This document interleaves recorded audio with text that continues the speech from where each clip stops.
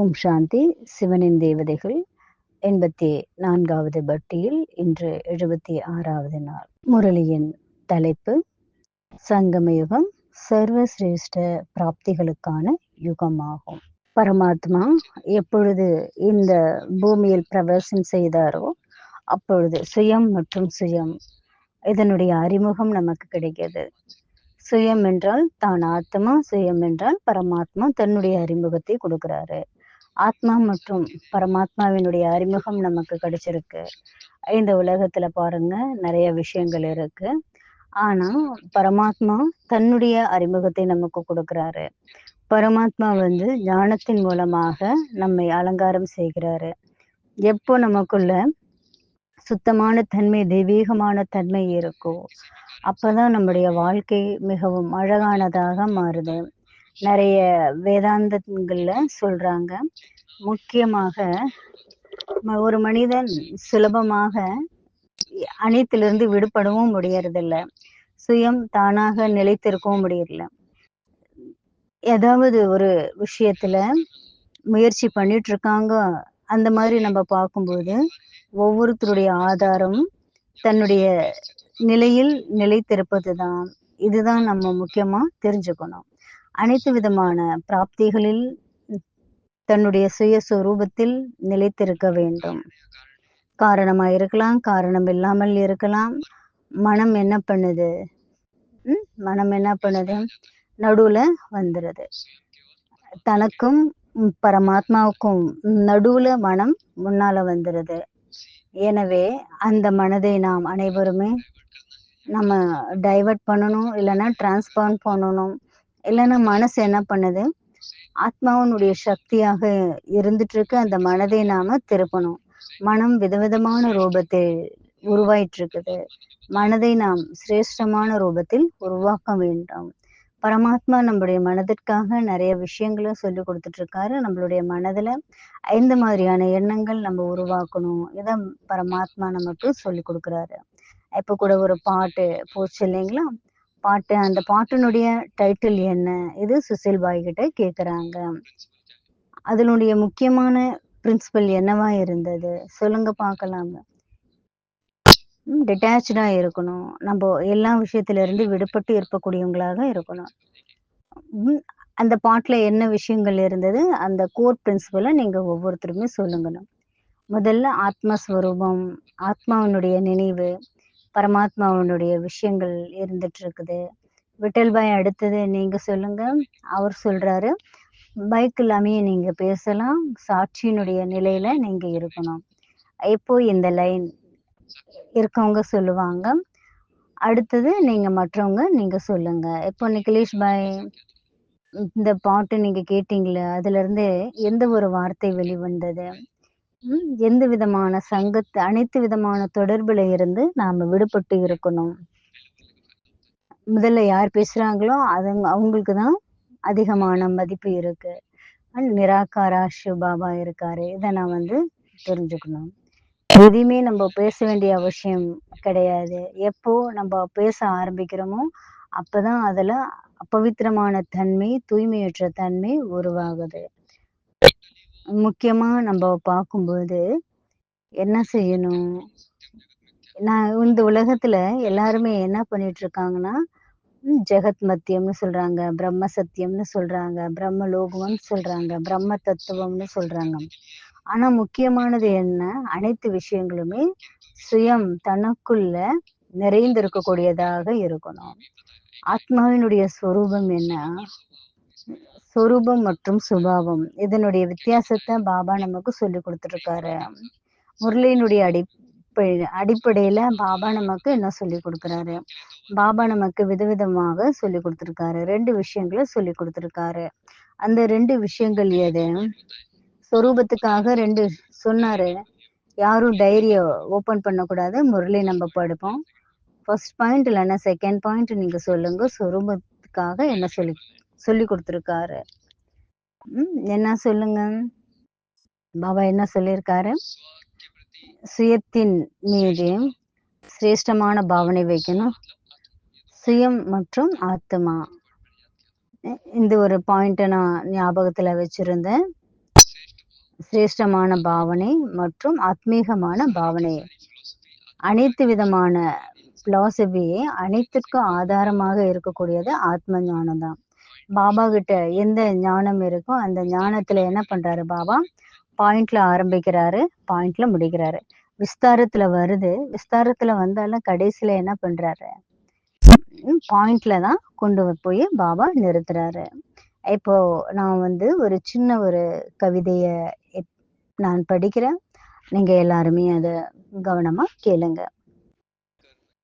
உலகத்துல சொல்றாங்க, நம்முடைய பழைய ஜென்மத்தினுடைய கணக்கு வழக்கு இது எல்லாத்தையுமே நாம மறந்துடணும். கடந்து போன நிகழ்ச்சிகள் எல்லாத்தையுமே நம்ம விடுபட்டு இருக்கணும். அதனால பழைய விஷயங்களை பத்தி நீங்க நினைக்காதீங்க. மறதி, மோகமற்ற நிலை. நாம எண்ணத்தை இழந்தோம், எல்லாத்தையுமே ஏன் இழந்தோம்? எல்லாத்தையுமே மறந்துட்டோம், அதனால எழுந்துட்டோம். இதுக்கான காரணம் என்ன? பிரம்மம்னு சொல்றாங்க. அல்ப காலத்தினுடைய பிராப்திக்கு அடிமையான காரணத்தினால நம்ம இழந்துட்டோம். நீங்க ஆன்சர் பண்ணுங்க. எதனால இழந்தோம் எல்லாத்தையுமே? சொல்லப்படுது ஒரு பழமொழி, ஸ்தூலமான விஷயங்களை நம்ம மாட்டிக்கிட்டனால இழந்துட்டோம். நம்முடைய உண்மையான சுரூபத்தை மறந்தனால நம்ம எல்லாத்தையுமே இழந்துட்டோம். இந்த உலகம், இந்த பொருட்கள், மனிதர்கள் எல்லாமே என்ன பண்ணுது? காரணமா இருக்கலாம், காரணம் இல்லாம இருக்கலாம். நம்ம எதுவுமே செய்ய வேண்டியதில்லை. ஆனா நம்மள என்ன பண்ணுது? எங்கேயாவது கொண்டு போய் விட்டுருது. இப்ப பாருங்க, நாம என்ன பண்ணணும்? நம்மளுடைய கண்ணை நம்ம திறக்கணும். நம்ம என்ன செய்யறோமோ அது எல்லாமே என்ன பண்ணுதுன்னா நம்மள இந்த உலகத்துல இருந்து அப்பாற்பட்டு கொண்டு போகுது. சம்பந்தமா இருக்கட்டும், மனிதர்களா இருக்கட்டும், சூழ்நிலைகளா இருக்கட்டும், பொருட்களா இருக்கட்டும், இது எல்லாமே என்ன பண்ணுது? நம்மள இந்த உலகத்துல இருந்து அப்பாற்பட்டு கொண்டு போயிருது. உண்மையான சுகம், சாந்தியை நிலைக்க விடுறது கிடையாது. தன்னை காப்பாற்றிக் கொள்வதற்காக நாம புரிஞ்சுக்க வேண்டியதா இருக்கு. தன்னைத்தானே நாம் காப்பாற்றிக்க வேண்டியதாக இருக்கு. எப்ப நம்ம தன்னை பற்றி உணர்றோம், அப்பதான் நம்ம என்ன பண்ண முடியும்? நம்மள நம்ம பார்த்துக்க வேண்டியதா இருக்கும். தனக்காக நாம எதுவுமே மற்றவங்களை பத்தி தான் குறைகளை சொல்றோம். இப்போ தோஷம் இது எங்கிருந்து வருது? மனதுல இருந்ததுனால வருது இல்லையா? அப்போ எல்லாமே பாருங்க, எல்லாமே மனதின் மூலமா தான் நம்ம செய்யறோம்.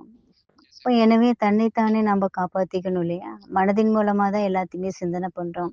அதே அந்த மனதினால தான் எல்லாத்தையுமே நம்ம கண்ட்ரோல் பண்ணி வைக்கணும்னு முடிவு பண்றோம்.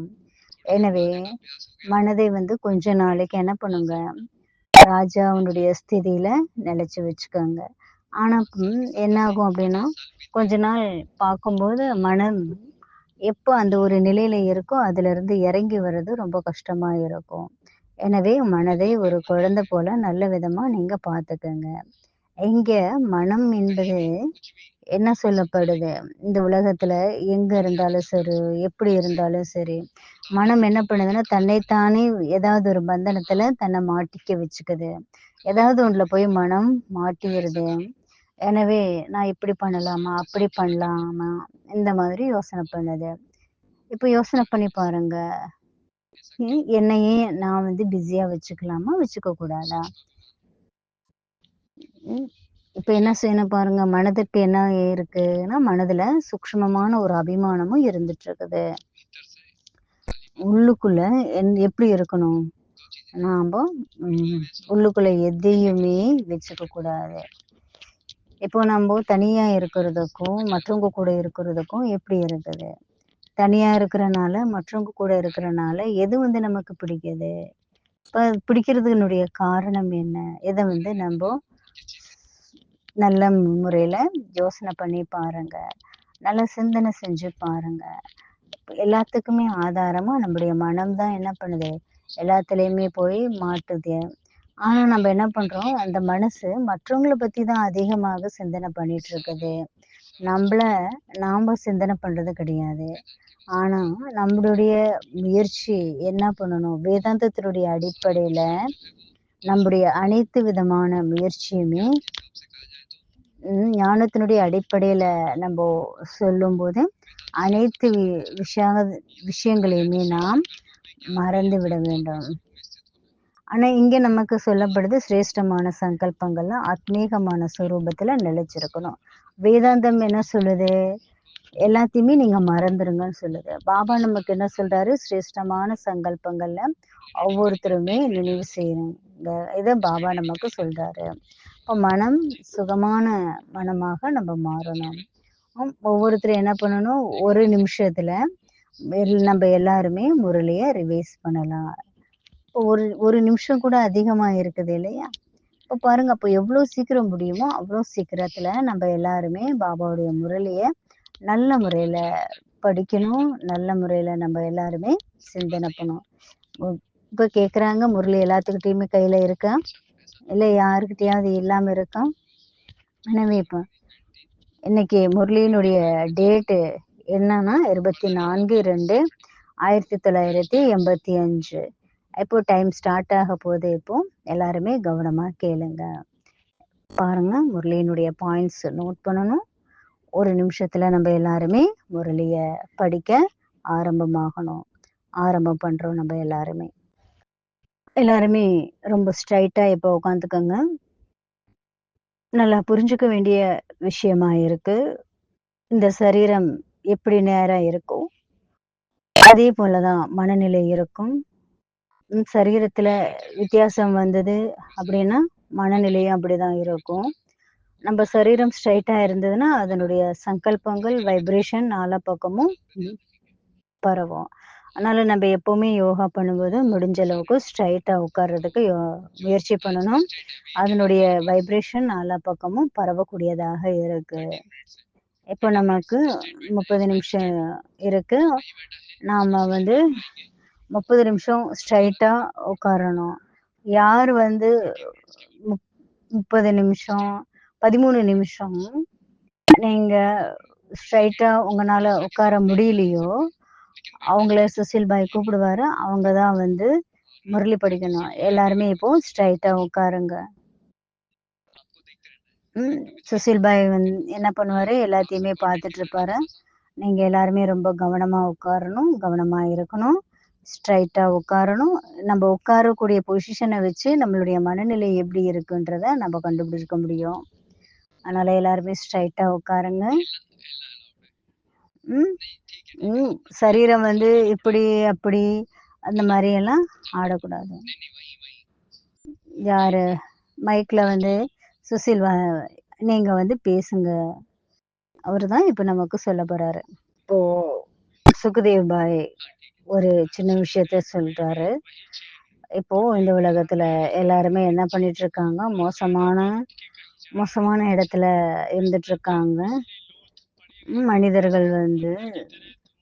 மனிதர்களுடைய மனநிலை எப்போதுமே குரங்கு போல சுத்திட்டு இருக்குது. இந்த உலகம் நமக்கு ரொம்ப சுகத்தை கொடுக்கக்கூடியதா இருக்கு, சந்தோஷத்துக்குரியதா இருக்கு அப்படி நம்ம நினைக்கிறோம். ஆனா இந்த உலகத்துல எதுவுமே பிடிக்கிறது இல்ல. அதனால எல்லாருமே நினைக்கிறாங்க சாவு வந்தா ரொம்ப நல்லா இருக்கும். ஆனா சாவு கூட யாருக்குமே பிடிக்க மாட்டேங்குது. இன்னைக்கு வயசானவங்களுக்கு கைய கால நீட்டுறது, தண்ணி தானே காப்பாத்திக்கிறது ரொம்ப கஷ்டமா இருக்கு. பாருங்க, உலகத்துல இருக்கக்கூடிய ஒவ்வொரு மனிதர்களுக்கும் ஒவ்வொரு விதத்திலுமே ரொம்ப கஷ்டமானதா இருக்கு. ரொம்ப பிடிக்காம இருக்கு. அதாவது மனிதர்களுக்கு இன்னைக்கு எதுவுமே பிடிக்கிறது இல்லை. நீங்க உங்களை காப்பாத்திக்கிறதுக்காக, உங்க மனசை நீங்க நல்லா வச்சுக்கிறதுக்காக நீங்க நல்ல விஷயங்களை செய்யுங்க. நல்ல விஷயங்கள்ல நீங்க உங்களை நீங்களே பிஸியா வச்சுக்கோங்க. அதனால நமக்கு எது கிடைச்சிருக்குதோ அதை வச்சு நம்மளுடைய வாழ்க்கையில சுகமா இருக்கணும், சந்தோஷமா இருக்கணும். ஏன்னா நமக்கு கிடைச்சிருக்கோ அதை நீங்க வச்சு சந்தோஷமா இருங்க. அதனால இப்போ நம்ம தெரிஞ்சுக்கணும், முக்கியமாக எல்லாத்துக்குமே ஆதாரம் தற்சமயம் மனமாதான் இருக்கு. அந்த மனதை நீங்க சிரேஷ்டமானதாக, புனிதமானதாக, ஞானத்தினுடைய சிந்தனை உடையதாக நீங்க மாத்திக்கிங்க. லீலா பாபா முதல் வார்த்தை நமக்கு சொல்லியிருக்காரு. ஆத்மாவுக்காக சர்வசிரேஷ்டமான நேரம் நிகழ்காலம்தான். அதாவது மிகவும் நம்ம எல்லாருமே நிகழ்காலத்துல இருக்கணும். தன்னை பற்றி நாம் சிந்தனை பண்ணணும். இதுதான் வாழ்க்கையில முக்கியமானதாக இருக்கு. மற்ற அனைத்துமே முரளியில பாபா நமக்காக சொல்லியிருக்காரு. பிரம்மமா இருக்கு. அதாவது இந்த உலகத்துல இருக்கக்கூடிய எல்லாமே ஒரு நாள் முடிவடையக்கூடியதாக இருக்கு. இந்த அனைத்து விதமான நம்முடைய முயற்சியும் தன்னை பற்றி தெரிந்து கொள்வதற்காக தான். எந்த மாதிரியான காரணமா இருந்தாலும் சரி, காரியமா இருந்தாலும் சரி, முதல்ல நாம் நம்மை நல்ல முறையில நம்ம தெரிஞ்சுக்கணும். முயற்சியில கூட நாம் கண்ணை திறந்து நம்ம பார்க்கணும். எப்பவும் நம்ம திரைசீலைக்கு பின்னால இருக்கோம், திடீர்னு ஓப்பன் ஆக போகுது. நம்ம எங்கேயுமே போக வேண்டிய அவசியம் கிடையாது. நம்ம இருக்கிற இடத்துல இருந்து தன்னையே நாம பார்க்கணும். முயற்சி என்ன? கண்ணை திறந்து பாருங்க, ஸ்ட்ராங்கா உட்காருங்க, அலர்ட்டா உட்காருங்க, ஸ்டடியா உட்காருங்க. கொஞ்சம் நீங்க குனிஞ்சீங்கன்னா எங்காவது போய் மாட்டிக்கிட்டீங்க. அப்போ அதனால யோசனை பண்ணி பாருங்க, நாம இப்ப என்ன இழந்திருக்கோம் அப்படின்னா, எப்போ நமக்குள்ள மறதின்னு ஏற்படுதோ அப்பதான் நாம எல்லாத்தையுமே இழந்து போயிடுறோம். எல்லாமே நம்மளுடைய கையை விட்டு போயிடுறது. ஆத்மான்ற உணர்வை நம்ம மறக்கிற காரணத்தினாலதான் எல்லாத்தையுமே இழந்து போயிடுறோம். பரமாத்மாவையும் மறந்துட்டோம், ஆத்மாவையும் நம்ம மறந்துட்டோம்.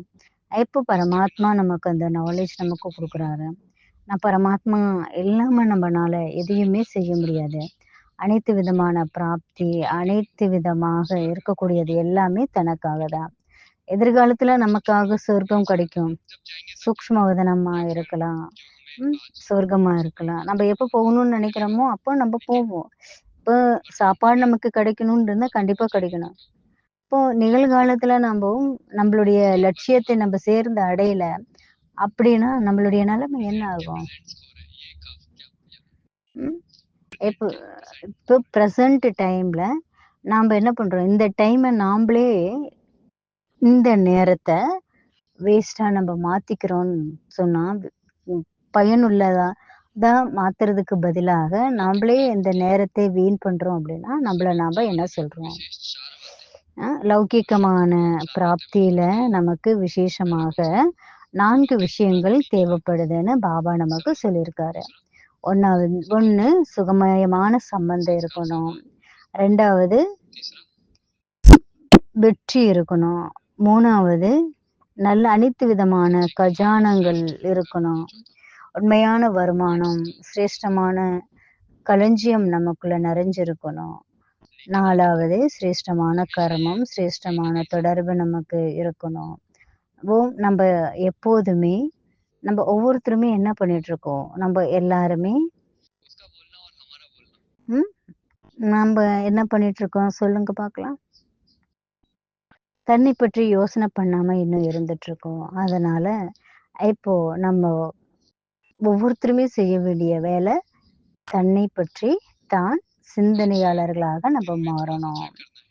இன்னைக்கு நம்ம கொஞ்சம் எல்லாருமே செக் பண்ணணும். பாபா சொல்லியிருக்கார், அப்பிராப்தி சுரூபமான ஆத்மா, பிராப்தி சுரூபமான ஆத்மா. இது மற்றவங்களுக்காக கிடையாது. பிராப்தி சுரூபமானது, அப்பிராப்தி சுரூபமானது. அப்பிராப்தி சுரூபமானது மற்றவங்களுக்கு கிடையாது, தனக்காக. என்ன போல பிராப்தி சுரூபமான ஆத்மா இந்த உலகத்துல வேற யாருமே கிடையாது. என்னை தவிர இந்த உலகத்துல வேற யாருமே கிடையாது. இந்த உலகத்துல நான் மட்டும்தான் இருக்கேன். நான் மட்டும்தான் இருக்கேன். இந்த ஃபுல் முரளி எனக்காக தான் பாபா சொல்றாரு. நான் பிராப்தியினுடைய சுரூபமாக எப்பப்ப இருந்துட்டு இருக்கேன். அடுத்தது அப்பிராப்தியினுடைய சுரூபமாக எப்ப நான் மாறுறேன்? பிராப்தி சுரூபமா எப்ப இருக்கு, அப்பிராப்தி சுரூபமாக நம்ம எப்ப மாறுறேன்? இதை நீங்க செக் பண்ணுங்க. நாள்ல முழு நாளும் நம்ம என்ன பண்ணிருக்கிறோம்? சில நேரம் கர்ணனா இருக்கும், சில நேரம் கம்சனா இருக்கும், சில நேரம் துரியோதனனா இருக்கும், சில நேரம் கிருஷ்ணனா இருக்கணும். காலையில ஒரு மாதிரி நம்மளுடைய மனநிலை இருக்கு, சாயந்தரம் ஒரு மாதிரி நம்மளுடைய மனநிலை இருக்கு. அடுத்தது கும்பகர்ணனா நம்ம நைட்ல மாறிடுறோம். இப்ப பாருங்க ஒவ்வொரு நேரத்திலயுமே நம்மளுடைய வாழ்க்கை மாறிட்டே இருக்குது. காலம் நம்மளுடைய வாழ்க்கை இப்ப எப்படி போயிட்டு இருக்குதுன்னா, மனம் தான் என்ன பண்ணுதுன்னா, அனைத்து விதமான நிலைகள்லயும் மாற்றிட்டு இருக்குது. இப்ப கூட பாருங்க பாகிஸ்தான்ல கூட பார்த்துட்டு இருக்கிறோம். பாகிஸ்தான்ல இன்னைக்கு போர் நடந்துட்டு இருக்குது. அது எல்லாமே நம்ம பார்க்குறோம் இல்லையா? இப்போ இதுக்கான காரணம் என்ன? மகாபாரத வாழ்க்கை இப்போ ஒவ்வொருத்தருடைய லைஃப்லயும் நடந்துட்டு இருக்குது. எனவே தன்னை தானே நீங்க செக் பண்ணுங்க. நான் இப்போ ராமனா இருக்கிறேனா? இல்ல கிருஷ்ணனா இருக்கிறேனா? கிருஷ்ணன்னா என்ன? ராமனுக்கும் கிருஷ்ணனுக்கும் வித்தியாசம் இருக்குது இல்லையா? கிருஷ்ணன் வந்து அனைத்து விதமான குணங்களும் நிறைஞ்சிருக்கு. ராமன் வந்து 14 கலைகள்ல நிறைஞ்சிருக்காருன்னு சொல்றாங்க. கிருஷ்ணன் 16 கலைகள்ல நிறைஞ்சிருக்காரு. ராமன் வந்து என்ன பண்றாருன்னா 14 கலைகள்ல நிறைஞ்சிருக்காரு. கிருஷ்ணன் முழுமையானவரா இருக்காரு. கிருஷ்ணன் வந்து எப்போதுமே விழிப்போடு இருக்கக்கூடியவராக இருக்காரு. இப்போ ராமன் வந்து அந்த மாதிரி கிடையாது இல்லையா? கிருஷ்ணன் வந்து முழுமையான வாழ்க்கையினுடைய ஆதாரமாக இருக்காரு. அடிப்படையினுடைய ஆதாரமாக இருக்காரு கிருஷ்ணன். கிருஷ்ணன் நினைச்சா என்ன வேணாலும் செய்யணும். இப்போ இந்த உலகத்தை ராஜ்யம் பண்றதுக்காக அவரு ஆதாரமா இருக்காரு. எப்போ 14 கலைகள் வருதோ அப்ப அந்த 14 கலைகள் இருக்குதுன்னா அப்ப ஏதோ ஒரு குறைகள் இருக்கு. இப்போ உடனே என்ன பண்ண வேண்டியதா இருக்கு? வில் அம்பியை எடுத்து ஃபைட் பண்ண வேண்டியதா இருக்கு. சுதந்திரம் வந்து இல்லாம போயிருது. அப்புறம் என்ன பண்ண வேண்டியதா இருக்கு? சூர்தாஸ் அந்த மாதிரி போக வேண்டியதா இருக்கு. இந்த உலகம் என்ன வேணாலும் சொன்னாலும் கிருஷ்ணன் வந்து உலகத்திலிருந்து விடுபட்டவரா இருக்காரு. இந்த உலகத்துல யார் என்ன சொன்னாலும் அதுல இருந்து அவர் விடுபட்டு இருக்கக்கூடியவரா இருக்காரு. கிருஷ்ணன் வந்து இந்த உலகத்துல இருந்து அப்பாற்பட்ட ஒரு நிலைவரா. கிருஷ்ணன் எப்பவுமே பிரபுனுடைய பக்கத்துல இருக்காரு. வெற்றி தோல்வி மானம் அவமானம் இது எல்லாத்துல இருந்து விடுபட்டு இருக்காரு. அதனால நம்ம ஒவ்வொருத்தருமே கிருஷ்ணனா நம்ம மாறணும். இந்த ஒரு சிந்தனை நமக்கு இருக்கணும். நான் யாரா இருக்க? நான் இது கிடையாது. என்னுடைய ஒரிஜினல் சொரூபம் இது கிடையாது. நான் வேறையா இருக்கேன். அந்த வேற எது? அத நான் பார்க்கணும். அடுத்தது என்கிட்ட இருந்து என்னை எந்த விஷயத்திலிருந்து தூரமாக கொண்டு போகுது? இதையும் நம்ம பார்க்க வேண்டியதாக இருக்கு. நம்ம யோசனை பண்ணணும். நாம இப்போ நியூட்ரலா இருக்கணும். நம்ம எல்லாருமே முக்கியமாக ஒரு வேலை செய்யணும். பின்னால நீங்க பாருங்க நம்முடைய பார்ட் இந்த கல்பத்துல இப்போ இந்த மாதிரி நடந்துட்டு இருக்கு. மறுபடியும் நெக்ஸ்ட் கல்பத்துல நம்மளுடைய ரோல் நம்ம அவசியமாக நம்ம செய்வோம். அதனால நம்ம எல்லாருமே முக்கியமா தெரிஞ்சுக்கணும். தனக்குள்ள எந்தெந்த மாதிரியான விசேஷமான விஷயங்கள் இருக்கு அதை நீங்க பாருங்க. இன்னைக்கு என்ன ஹோம்ஒர்க் பண்ணணும் இதை சுசில் பாய் படிச்சு நீங்க சொல்லுவாங்க. இப்போ கொஞ்சம் நான் வந்து இப்போ புரிஞ்சுக்க வேண்டிய விஷயம் என்ன, நான் வந்து ஒரு பிந்துவா இருக்கேன். நிறைய பேர் இன்னைக்கு கிளாஸ்ல இருக்காங்க. அதனால எல்லாருக்குமே நீங்க ஹோம்ஒர்க் என்ன பண்ணணும் இத கொடுங்க. யார் வந்து ரொம்ப அலர்ட் ஆக்டிவா இருக்காங்க அவங்களுக்கு இந்த ஃபார்ம் கொடுங்க. அவங்க எல்லாருமே இந்த ஃபார்ம் ஃபில்அப் பண்ணி கொடுப்பாங்க. இப்போ இந்த ஃபார்ம்ல 8 கொஸ்டின் கொடுத்துருக்காங்க. அதுல நீங்க முக்கியமா 4 கொஸ்டினுக்கான கேள்விகளுக்கான பதில நீங்க வந்து எல்லாருமே டிக் பண்ணணும். முதலாவது கொஸ்டின்,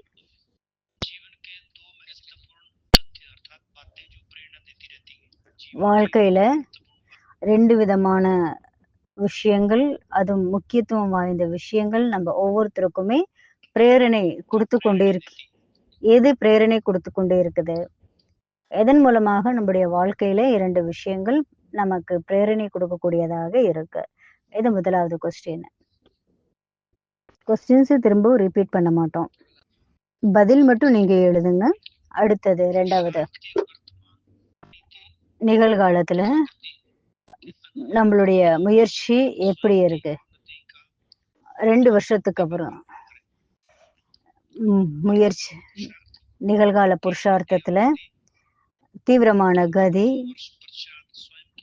2 வருஷத்துக்கு அப்புறமா நம்மளுடைய புருஷார்த்தம் எப்படி இருக்கும், அதை எந்த மாதிரியான மூட்ல இருக்கும், அதை நீங்க வந்து எப்படி இருக்கும்.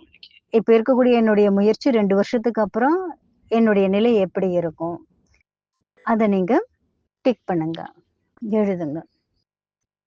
இப்ப நான் எந்த மாதிரியான முயற்சி பண்ணிட்டு இருக்கேன், 2 வருஷம் கழிச்சு என்னுடைய முயற்சி எப்படி இருக்கும். அடுத்தது 3வது, பிராமண வாழ்க்கையில 10 லட்சியத்தினுடைய விஷயங்கள் எழுதுங்க. நான் என்னுடைய லட்சியம் என்ன, ஒரே வார்த்தையில எழுதுங்க. 10 வார்த்தை எழுதணும். 10 வார்த்தை எழுதணும். நம்முடைய லட்சியம் என்ன, உதாரணம் குஷியா இருக்கிறது, திருப்தியா இருக்கிறது, ரொம்ப யோசனை பண்ணிட்டே இருக்கிறது, என்னென்ன உங்களுக்கு தோணுதோ அது எழுதுங்க. 10 லட்சியம் எழுதுங்க. லட்சியம் எல்லாருமே ரொம்ப பெருசா வச்சுட்டு இருக்கோம், ஆனா சின்னதா எழுதுறதுக்கு மனசு வரல அப்படின்னு சொல்றாங்க. அடுத்தது, நம்முடைய முயற்சி என்ன, ஒரே லைன்ல எழுதணும். ஒரே லைன்ல எழுதுங்க. நம்முடைய முயற்சி என்ன, ஒரே லைன்ல எழுதுங்க. வாழ்க்கை என்றால் என்ன, அடுத்த கேள்வி. என்னுடைய வாழ்க்கையினுடைய லட்சியம் என்ன, அதாவது எப்பொழுது நான் இந்த உலகத்தை விட்டு முன்னேறும் போது என்னை நான் எந்த மாதிரி உணர்கிறேன், என்னுடைய வாழ்க்கையினுடைய லட்சியம் என்ன, இந்த வாழ்க்கை முன்னேறும் போது எந்த மாதிரியான எண்ணம் எனக்கு உருவாகுது, எந்த மாதிரியாக என்னை நான் உணர்றேன், எந்த மாதிரியான மனநிலையில் இருப்பதை நான் உணர்ந்து கொண்டிருக்கின்றேன். அடுத்தது, நாம் அனைவருமே 5 விதமான முக்கியமாக எந்த ஒரு விஷயங்கள் பரமாத்மாவின் பக்கத்தில் நாம் செல்வதற்கு முக்கியமானதாக இருக்கு, ஆதாரமானதாக இருக்கு. அந்த 5 விஷயங்கள் எது? 5 முக்கியமான விஷயங்கள் பரமாத்மா பக்கத்தில் நாம் செல்வதற்கு ஆதாரமாக இருக்கு. இப்போ முதல்ல நம்ம சொல்லலாம் அச்சீவ்மெண்ட், அடுத்தது பிராப்தி, அந்த மாதிரி எதெல்லாம் இருக்கு 5 விஷயங்கள் நீங்க எழுதுங்க. அடுத்தது கடைசி, அதாவது மாயாவினுடைய உபஸ்திதி, மாயாவினுடைய சூழ்நிலையில நம்முடைய மனநிலை எப்படி இருக்கும், மாயா வரக்கூடிய நேரத்துல நம்மளுடைய மனநிலை நாம் எப்படி, மாயா வந்துருச்சு அந்த நேரத்துல நாம ஏன் அதுக்கு அடிமையாகி இருக்கோம், அப்போ அந்த அடிமைத்தனத்திலிருந்து, மாயையினுடைய அடிமைத்தனத்திலிருந்து விடுபட்டு இருப்பதற்காக என்ன வழி, அது பரிஸ்திதி கிடையாது, அதாவது மற்றவங்களுடைய நிலை, மற்றவங்களுடைய மனநிலை நம்மள வந்து பாதிக்கப்படுதுன்னா அதனால நமக்கு என்னவாக இருக்கும், மற்றவங்களுடைய சூழ்நிலை மூலமாக, மற்றவங்களுடைய வார்த்தைகள் மூலமாக, மற்றவங்க கொடுக்கக்கூடிய கஷ்டத்தின் மூலமாக நாம அதை வந்து எப்படி ஃபீல் பண்றோம், அந்த டைம்ல நம்ம என்ன பண்ணணும், அதுல இருந்து விடுபட்டு இருக்கிறதுக்கு, அந்த சூழ்நிலையிலிருந்து விடுபட்டு இருக்கிறதுக்கு நம்ம என்ன முயற்சி பண்ணணும், முக்கியமாக நம்ம அதை பத்தி புரிஞ்சுக்கணும். எந்த சூழ்நிலையினால நமக்கு அந்த பிரச்சனை வந்தது புரிஞ்சுக்கணும். மற்றவங்களுடைய சூழ்நிலையில இருந்து நம்ம விடுபட்டு இருக்கணும், அதற்கு நம்ம என்ன பண்ணணும், மற்றவங்களுடைய விஷயங்கள் நம்மளுடைய மனதை பாதிக்க கூடாது, இதுல இருந்து நாம் விடுபடுறதுக்கு என்ன பண்ணணும். இப்போ லாஸ்ட் டைம் கூட நீங்க எழுதியிருப்பீங்க, அதெல்லாம் இப்ப எங்க இருக்கு, ஞாபகம் இருக்கா கேக்குறாங்க. இப்ப 8 வந்துருச்சு இல்லையா, 8 யாரெல்லாம் அட்டன் பண்ணியிருக்கீங்க அவங்க கீழே உங்களுடைய பேர் எழுதுங்க, அப்புறம் வயசு எழுதுங்க, ஞானத்தினுடைய ஏஜ் எழுதுங்க, நீங்க என்ன சேவை பண்ணிட்டு இருக்கீங்க அதை பத்தி எழுதுங்க, என்ன வேலை பண்ணிட்டு இருக்கீங்க எழுதுங்க, எல்லாருமே எழுத முடியும். முக்கியமா 4 விஷயங்கள் எழுதலாம். யார் யாருக்கு முடியுமோ எல்லாத்தையுமே எழுதுங்க. பேர் எழுதணும், உங்களுடைய வயசு எழுதணும், ஞானத்துக்கு வந்து எவ்வளோ வருஷம் ஆச்சு, நீங்கள் என்ன சேவை பண்ணிட்டுருக்கீங்க, அதை நீங்கள் எழுதணும். அதை எழுதி எல்லாருமே அகில் பாய் இருக்காரு, இன்னைக்கு கிளாஸ் எடுக்கிறாரு, அவர்கிட்ட நீங்கள் கொடுத்துருங்க. ஞானத்தினுடைய வருஷம் எவ்வளோ உங்களை நீங்கள் கனெக்ட் பண்ணிக்க. இது எல்லாத்தையுமே கலெக்ட் பண்ணி இந்த அகில் பாய் என்ன பண்ணுவார், பிஹெச்டி பண்ணக்கூடியவராக இருக்கார். இப்போது நம்ம நிகழ்காலத்தில் நம்மளுடைய மனநிலை எப்படி இருக்குது அதை நம்ம செக் பண்ணணும். என்ன சேவை பண்ணிகிட்ருக்கோம், டிபார்ட்மெண்ட்டை பற்றி எழுதாதீங்க, என்ன சேவை அதை மட்டும் நீங்கள் எழுதுங்க. ஏன்னா டிபார்ட்மெண்ட்டில் வந்து நம்மளுடைய பிரபாவம் வராது, சேவையில் தான் நமக்கு பிரபாவம் ஏற்படுது, எந்த சேவை பண்ணுறன்ற பிரபாவம் வருது. சுயம் தன்னை இந்த நாள் முழுவதும் பார்த்து கொண்டே இருங்க. பிராப்திக்கும் அப்பிராப்திக்கும் என்ன வித்தியாசம் இருக்குது செக் பண்ணுங்க. நான் எப்போ மகான் ஆத்மாவாக இருக்கேன், எப்போ மூழ்கி இருக்கக்கூடிய ஆத்மாவாக இருக்கேன், எப்போ சஸ்திரவாதியான ஆத்மாவாக இருக்கேன், எப்போ அறியாமையில் இருக்கேன், எப்போ நான் ராஜநேதாவாக இருக்கேன், எப்போ சீட்டுக்கு பின்னால் உட்காந்துட்ருக்கேன், பணத்துக்கு பின்னால் எப்போ போயிட்டுருக்கேன், பதவிக்கு பின்னால் எப்போ நான் போயிட்டுருக்கேன். சீட்டு வேணும் அப்படின்னாலே என்ன வேணும், ஆசை, அதிகாரம் வேணும், பவர் வேணும், அதெல்லாமே நினைக்கிறோம் இல்லையா. இது எல்லாமே நாம் கவனம் வைக்கணும். இது என்ன பண்ணுது, தன்னுடைய சுயம் அந்த ஆத்ம உணர்வுல இருந்து நம்மள தூரமாக கொண்டு போகுது. பணம், பொருள், பதவி, பேர், புகழ், இது எல்லாமே நம்மள தூரமாக கொண்டு போகிறது. அதனால என்ன பண்ணுங்க, இன்னைக்கு தன் மீது தான் மிக ரொம்ப கவனமா இருக்கணும்.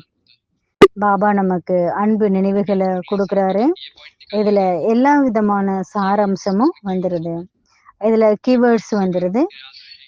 இந்த விஷயங்கள் நாம் கவனத்துல வைக்கணும். எப்போ வந்து அழியாத பிராப்தியினுடைய சுரூபமான குழந்தைகளாக நம்ம இருந்துட்டு இருக்கோம், பாபாவுக்கு சமமான குழந்தைகளா இருந்துட்டு இருக்கோம், அனைத்து விதமான பிராப்திகளை நிறைந்திருக்கக்கூடிய குழந்தைகளுக்கு எவ்வளோ தூரத்துல இருந்தாலும் பாபாவுடைய அருகாமையில நம்ம இருக்கக்கூடிய குழந்தைங்க, பாபாவுடைய நெருக்கமான சம்பந்தத்துல இருக்கக்கூடியவங்க, பிராமண வாழ்க்கையில பழக்க வழக்கத்தினை தன்னுடைய ஒரிஜினல் பழக்க வழக்கம் என புரிஞ்சு தன்னுடைய வாழ்க்கையில நடைமுறைப்படுத்திருக்கீங்க. இந்த மாதிரி விசேஷமான அன்பான அதிர்ஷ்டசாலி குழந்தைங்கன்னு சொல்லப்படுது. எனவே பாபா சொல்றாரு, குழந்தைங்களுக்கு விசேஷமான குஷி இருக்கு. இப்போ பிராமண பரிவாரத்துல இருக்கக்கூடிய ஆத்மாக்கள் உலகத்துல பல மூலைகளுக்கு போயிருக்காங்க. ஆனா பல மூலைகள்ல இருந்து பிரிஞ்சு சிரேஷ்டமான ஆத்மாக்கள் தன்னுடைய பரிவாரத்தை வந்தடைஞ்சிருக்காங்க. இப்போ பாபாவும் நம்மள தேடினாரு, நாமளும் பாபாவை தேண்டணும். அதனால பிராப்தியினுடைய அதிகாரியாக நம்ம எல்லாருமே மாறிட்டோம். இப்போ அழியற்ற பிராப்தி சுரூபமான குழந்தைகளாக நம்ம இருப்போம். சர்வ சம்பந்தங்களினுடைய அனுபவத்தை நம்ம செய்கிறோம். அப்போ பாபா அழிவற்ற செல்வத்தை குழந்தைங்களுக்கு கொடுக்குறாரு. பாபாவுக்கு சமமான சிரேஷ்டமான சம்ஸ்காரமுடைய குழந்தைங்க, சுயத்தினுடைய உணர்வுல இருக்கக்கூடிய சர்வ பிராப்தியினுடைய களஞ்சியங்களை நம்ம எல்லாருமே நிறைஞ்சிருக்கோம். சர்வ பிராப்திகளை மகா தானம் செய்யக்கூடிய வள்ளல் குழந்தைகளா இருந்துட்டு இருக்கோம். அந்த மாதிரியான குழந்தைகளுக்கு பாப்தாதா நம்ம எல்லாருக்குமே அன்பு நினைவுகளை பாபா நமக்கு கொடுத்துட்டு இருக்காரு. அதனால நம்ம தெரிஞ்சுக்கணும், நாம இல்லாம பாபா இல்லை, பாபா இல்லாம நம்ம இல்லை. இன்னைக்கு ஹோம்ஒர்க் கிடையாது. அதனால எல்லாருமே நான் என்ன செஞ்சுட்டு இருந்தாலும் நான் ஆத்மா மேல பறந்துட்டே இருக்கணும். இந்த ஒரு ஞாபகம் வைக்கணும். நம்ம உட்காரும்போது, யோகா பண்ணும்போது ஸ்ட்ரைட்டா நம்ம உட்காரணும். இதில் எல்லாருமே கொஞ்சம் அட்டென்ஷன் வைங்க, தன் மீது ரொம்ப கவனம் வைங்க. ஓம் சாந்தி.